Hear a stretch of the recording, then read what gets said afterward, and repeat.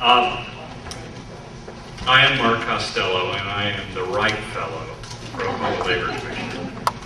I tell people I'm the conservative seeking the race, but let me first define what I call conservative, because I've found out that it means different things to different people. And what I've noticed in a lot of these political forums, I've heard people that sound like they're right of Attila the Hun, and say they're very conservative when you review their voting records. The Oklahoma Constitution does an analysis of the voting record of state legislators. Oftentimes you'll find that their rhetoric doesn't match their record. But let me define what I consider to be a conservative, or what I want as a conservative the government to do: two things: defend our shores and leave me alone. I'm going to expand that. People always want to expand it. Defend our shores, protect our borders, and leave me alone. I grew up in Bartlesville as a fourth-generation Oklahoma. My great-grandfather came to this state looking for a job, and we stayed. I put myself through the University of Kansas working on oil derricks. So I've actually worn a hard hat. There's a fellow running for office here that wears one in his everyday work life. He's also seeking office, but I wore one for several years, both offshore as well as when I was first married. I worked in a refinery at night while my wife taught school during the day. At the end of that time frame, which was during the last oil boom in the early 80s, I was laid off. And I resolved, after having been laid off, to do a couple of things. One was to get a day job, stop working at night. The second was to go to work for myself so I'd never be laid off. And the third was to get my wife a decent house. When we first got married, we lived in a 700 square foot asbestos shingled shotgun shack in Borger, Texas. And she came from Kansas City, and I was pretty proud of the house. And when I showed it to her after we got married, good thing it wasn't before, but she was a little disappointed. So I spent the next 20 years trying to get my wife a very fine house. And because we live in a country where hard work and initiative is rewarded, because we live in a country where freedom is enshrined in our Constitution, I was able to achieve that for my family. And this is what I've discovered about America. People don't work for the global village. They don't work for a utopian ideal. They don't work so they can pay taxes. They work for the people that they love. They work for their own children, their own wives, their own families. One of the neatest things I've done since seeking the office of Oklahoma Labor Commission is to go to Perry, Oklahoma and meet Ed Malzahn, 89 years old, the founder of Ditch Witch. 1,000 families are there, being fed from that factory on a weekly basis, making the most fascinating equipment. And let me tell you, Ed Malzahn did not start that company to pay taxes, to feed the global village, for the socialist utopian ideal. He did it for his own dreams, for his own family, and for his own ideal of excellence. So that was inspiring to me.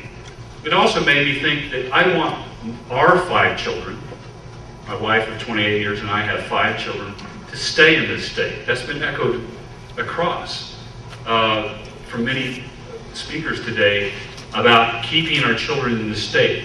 We're not going to keep them in this state if we continue to do the things we've done in the past.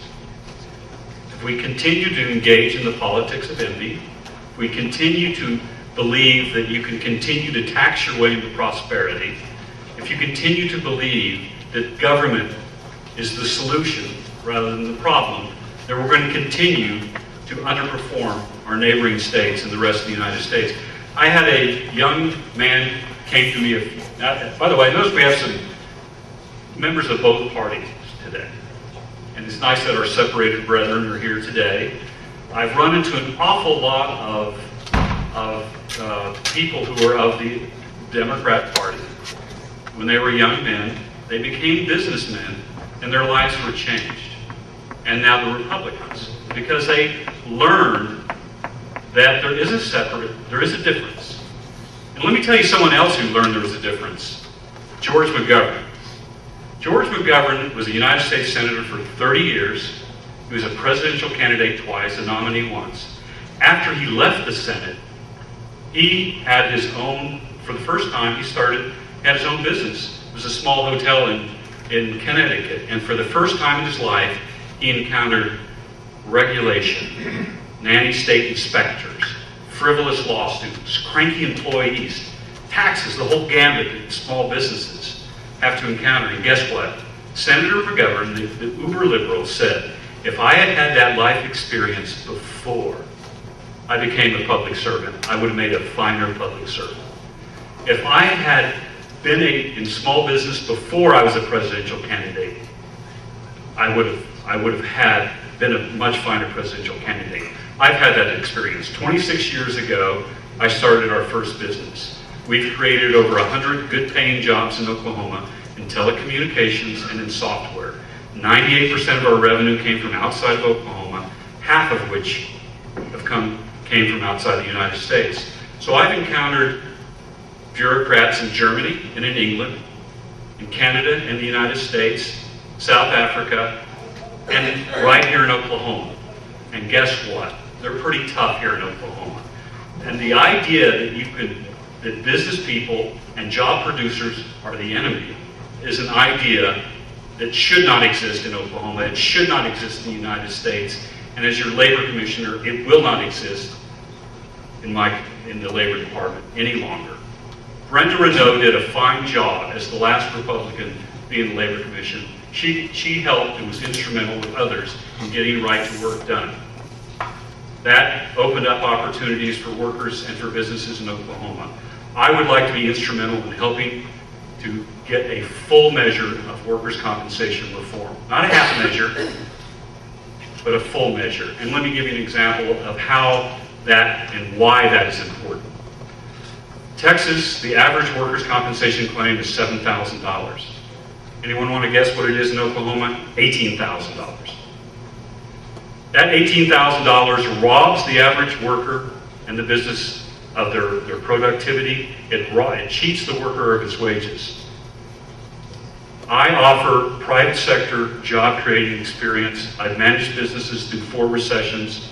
I believe that type of experience is the right experience to serve well as a public servant in the Labor Department. For those that are voting the Republican primary July 27th, I would appreciate the courtesy of your vote. The rest of you, November, here we come. Thank you.